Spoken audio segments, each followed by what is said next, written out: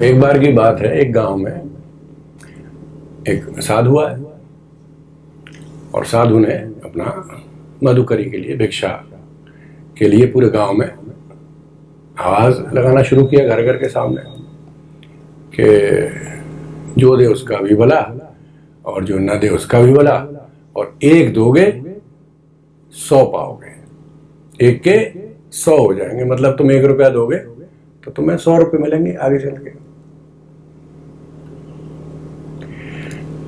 उस गांव में एक बुढ़िया रहती थी, बड़ी वृद्ध। उसके 2 जवान बेटे थे। वो बेटे जो थे वो बड़े गुस्सैल थे। वो अपना खेत पे गए और अपनी माँ से कह गए कि देख, ये 1 रुपया हम यहाँ रख जा रहे हैं, इस पे टाण पे ऊपर, और इसे खर्च मत करना, ये हमने अपनी चिलम के तमाकू के लिए रखा है। उन्होंने कहा ठीक है बेटा, चिंता मत करो, मुझे क्या मतलब, मैं क्यों खर्च करूंगी, मुझे क्या मतलब। अब वो साधु जो थे, जो भिक्षा मांगते मांगते वहां भी आ गए। उन्हें जो दे उसका भी भला और जो न दे उसका भी भला, और एक दो तो एक के 100 होंगे। अब उसने, डोकरी ने सोचा और देखा ये मामला तो बड़ा जोरदार लग रहा है, मतलब ऑफर जो है बड़ा बढ़िया है कि 1 रुपया दो और 100। बोले होगा देखा जाएगा। उन्होंने कहा लो महाराज, 1 रुपया दे दिया। वो साधु चला गया। वो उसके दोनों बेटे आए वहां से, खेत पे से लौट के। उन्होंने टटोला उस पर, टाण पे, कहाँ है वो, उस पर कुछ नहीं। बोले चौरी अम्मा, 1 रुपया कहाँ है? तो बेटा ऐसे ऐसे मैंने तो, एक बाबा जी आया था, बाबा जी को दे दिया।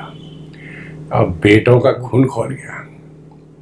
उन्होंने कुछ नहीं सोचा, डोकरी को पकड़ा और घसीट घसीट के घर से बाहर निकाल दिया। बोले तेने इतना परेशान कर रखा है, पूछो मत, और तू झांक गई ना घर की तरफ, समझ लियो।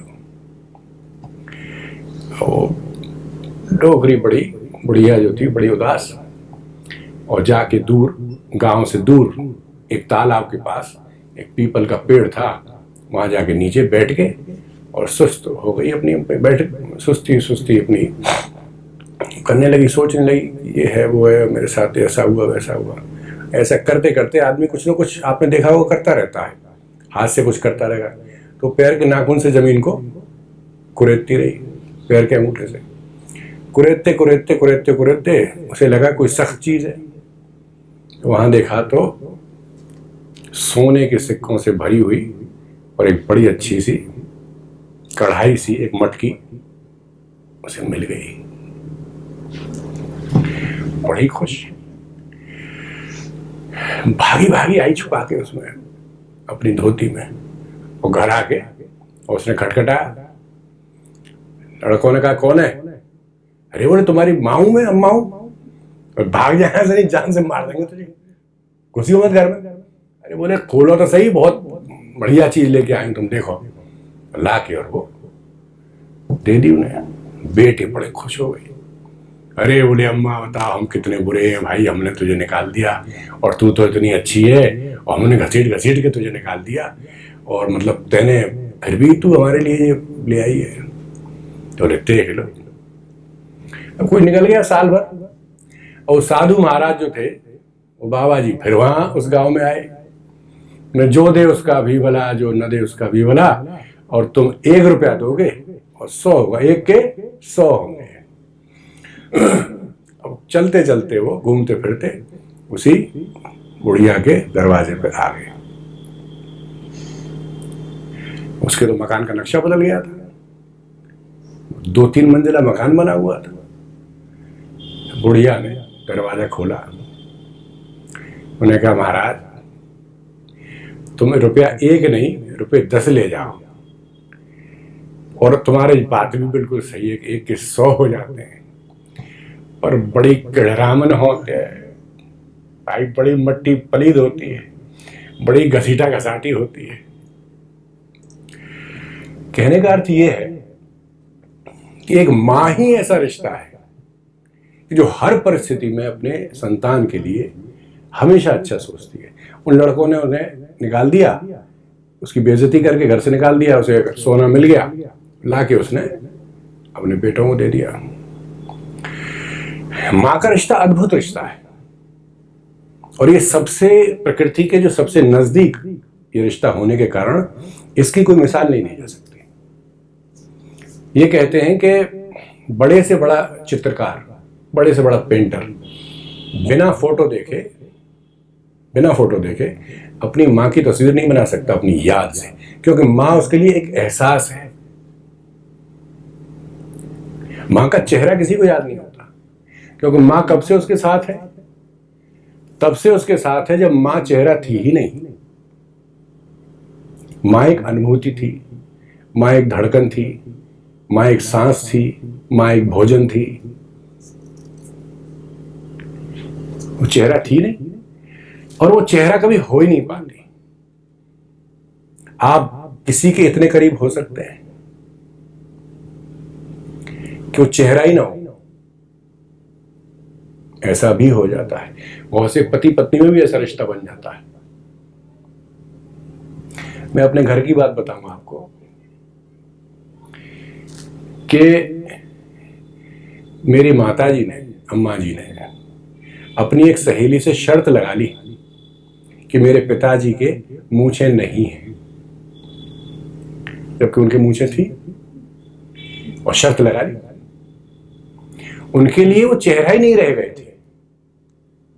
जैसे आपने देखा होगा, बहुत से अक्सर ऐसा होता है कि चश्मा यहाँ सिर पे लगा रहता है। आजकल तो मोबाइल का ज़्यादा, मोबाइल हाथ में होता है, मोबाइल ढूंढ रहे हैं, चश्मा गले में लटक रहा है, चश्मा ढूंढ रहे हैं, यहाँ तक कि चश्मा आंखों में लगा हुआ है। तब माँ से ऐसा रिश्ता हो जाता है, और माँ का मोह जो है अपनी संतान के लिए, वो भी अभूतपूर्व है। अब मोह के बारे में क्या कह देते हैं कि मोह नहीं करना चाहिए किसी से। मोह बहुत बुरी चीज है, मोह को त्याग दो। यही सुना होगा आपने, उपदेशों में प्रवचन सुने होंगे या कहीं पढ़ा होगा, दीवारों में लिखा रहता है कि लोभ, मोह, काम, क्रोध, मद, मत्सर, ये सब ये बुरे हैं। मोह बुरा नहीं है। अगर मोह न हो तो कोई रिश्ता नहीं हो सकता। मोह न हो तो आप कोई कर्म नहीं करेंगे। अगर आप निर्मोही हैं तो आपको कोई पसंद नहीं करेगा। लेकिन मोह क्या होना चाहिए? मोह मित्र से नहीं, मित्रता से मोह होना चाहिए। आपके और आपके मित्र में जो मित्रता है, जो मित्र भाव है, उससे मोह होना चाहिए। आपका किसी से प्रेम है तो उस प्रेम से मोह होना चाहिए, उस व्यक्ति से नहीं। क्योंकि अगर आप व्यक्ति से मोह रखेंगे तो प्रेम आपका कभी बदल भी सकता है। मान लीजिए आपको किसी ने प्रेम में धोखा दे दिया, प्यार में धोखा दे दिया, तो आप सोच लेंगे कि सब प्यार में धोखा ही देते हैं। लेकिन अगर आपका मोह बना रहा, किससे? उस व्यक्ति से नहीं, अपने प्रेम से, तो ये भाव आपके जीवन में से कभी खत्म नहीं होगा। लोग कहते हैं कि ईर्ष्या को समाप्त कर दो अपने जीवन में से। ईर्ष्या को समाप्त कर दो, इतना संयम बरतो कि ईर्ष्या रहे ही ना आपके, आप किसी से जेलस फील ही ना करें किसी बात पर भी। ये कैसे संभव है? ये हो ही नहीं सकता। ईर्ष्या आप खत्म नहीं कर सकते। इसका इलाज केवल एक है कि आपको जब भी अपने मन में ईर्ष्या आए तो आप अपने ऊपर हंसे। क्या रे, मेरे मन में ईर्ष्या क्यों हुई? आपके पास छोटी कार है, किसी के पास महंगी और बड़ी कार है। ईर्ष्या होना स्वाभाविक है। कोई बहुत बड़े पद पे है, किसी के पास बहुत पैसा है।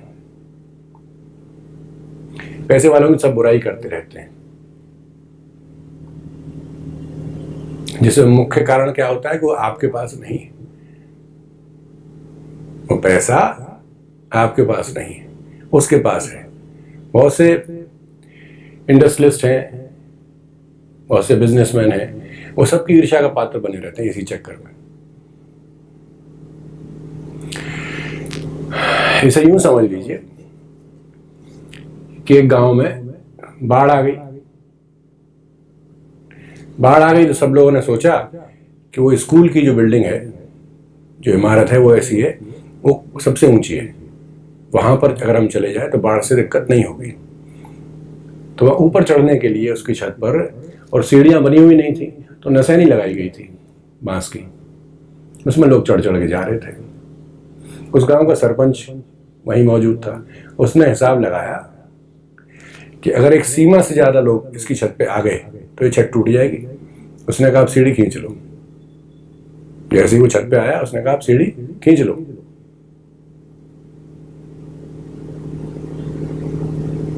तो जो वहां पहुंच गया उसको फिर कोई समस्या नहीं है, और जो वहां नहीं पहुंचा उसे लगातार इस बात की इच्छा बनी रहती है कि मैं वहां क्यों नहीं पहुंच रहा, और नहीं पहुंच रहा तो मन में ईर्ष्या होती है, और ईर्ष्या को समाप्त करना असंभव है। इसलिए सबसे आसान तरीका यह है कि अपने ईर्ष्यालु स्वभाव पर, ईर्ष्यालु जो स्वभाव है आपका, उस पर हंसिए। क्या रे, आपने देखा महंगी कार, आपके मन में ईर्ष्या हुई, आप हंस जाइए। ऐसे ही क्रोध है, क्रोध पर कैसे आप काबू करेंगे? क्रोध तो आता ही है, स्वाभाविक है। अगर कोई कहता है कि मैंने क्रोध को जीत लिया है, कैसे संभव है? बड़े बड़े संत महात्मा ये सब नहीं कर पाते। उसका तरीका भी यही है कि जब भी आपको मन में क्रोध आए तो आप खुद को समझाएं, खुद पे हंसें कि ये क्या बेवकूफी कर रहे हो, ये क्रोध कितनी अस्थायी चीज है, अभी आया है, अभी समाप्त हो जाएगा। क्रोध का भी यही है।